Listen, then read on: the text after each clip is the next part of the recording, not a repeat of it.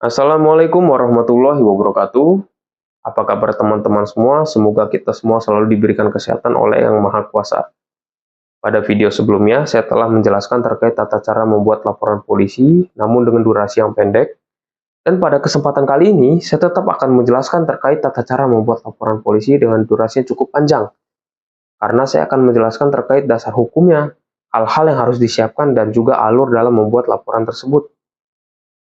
Terkait dasar hukum membuat laporan polisi, itu ada pada pasal 1 angka 24 KUHP, yang pada intinya menyatakan bahwa laporan adalah pemberitahuan yang disampaikan oleh seseorang kepada pejabat yang berwenang tentang telah terjadi, sedang terjadi, ataupun diduga akan terjadinya suatu peristiwa tindak pidana.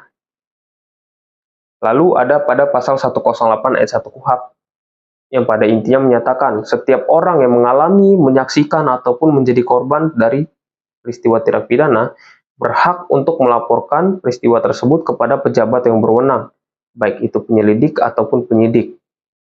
Dan juga laporan tersebut bisa secara tertulis ataupun secara lisan. Apa saja hal-hal yang disiapkan untuk membuat laporan tersebut? Yang pertama adalah peristiwa pidana.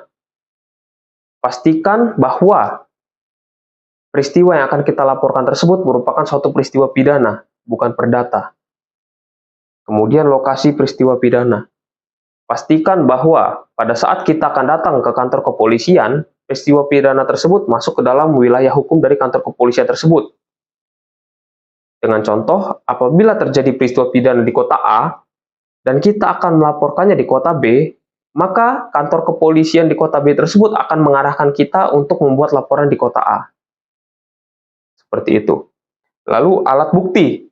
Pada saat kita akan membuat laporan kepolisian, pastikan kita membawa alat bukti.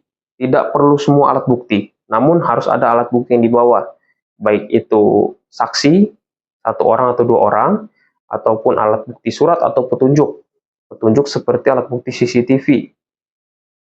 Lalu, kita juga harus membawa identitas kita sebagai pelapor. Bisa itu KTP, SIM, ataupun kartu keluarga.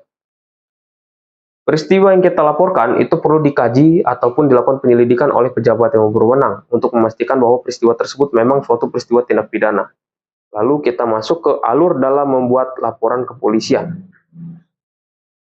Jadi, pertama kali kita datangi ke kantor kepolisian terdekat yang pastinya masuk ke dalam wilayah hukum suatu peristiwa tindak pidana tersebut terjadi.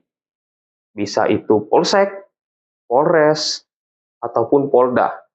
Atau bahkan kita bisa membuatnya langsung di Markas Besar Polri atau Mabes Polri. Kemudian, pada saat kita sampai di kantor kepolisian, kita datangi bagian SPKT atau Sentra Pelayanan Kepolisian Terpadu. Di situ kita membuat laporan di bagian SPKT tersebut, lalu laporan tersebut akan dikaji atau dipelajari oleh anggota yang berada di bagian SPKT tersebut ataupun penyidik yang sedang piket di SPKT tersebut. Dipelajari untuk apa? Untuk memastikan bahwa peristiwa tersebut memang suatu peristiwa tindak pidana. Setelah laporan tersebut dikaji dan diterima, maka kita sebagai pelapor akan mendapatkan STPL, yaitu surat tanda penerimaan laporan atas laporan yang kita buat tersebut. Setelah STPL kita terima, maka kita akan diarahkan untuk menemui piket penyidik, piket reskrim, guna dimintai keterangan berupa berita acara interogasi ataupun BAI.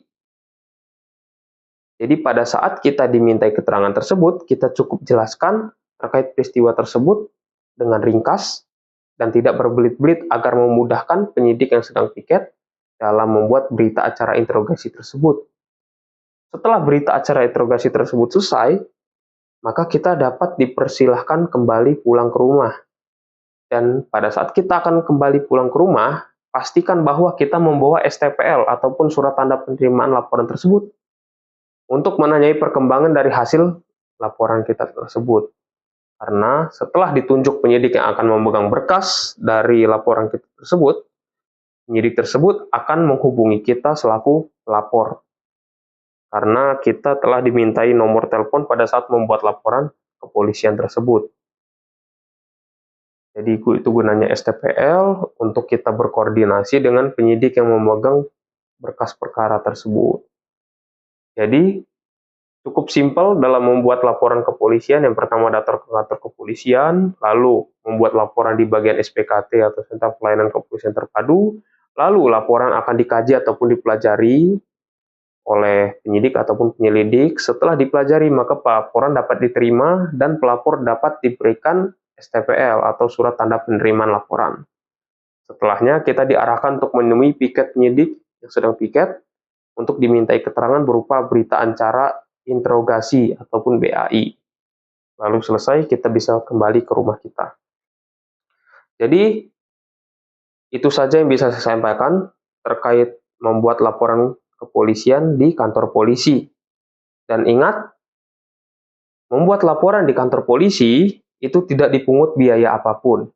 Baik, itu saja yang bisa saya sampaikan kepada teman-teman semua. Apabila ada kesalahan, mohon untuk diperbaiki, diberikan saran dan masukan yang membangun. Saya Brigpol Riko Yulian Prima SAMH, mengucapkan terima kasih. Wassalamualaikum warahmatullahi wabarakatuh.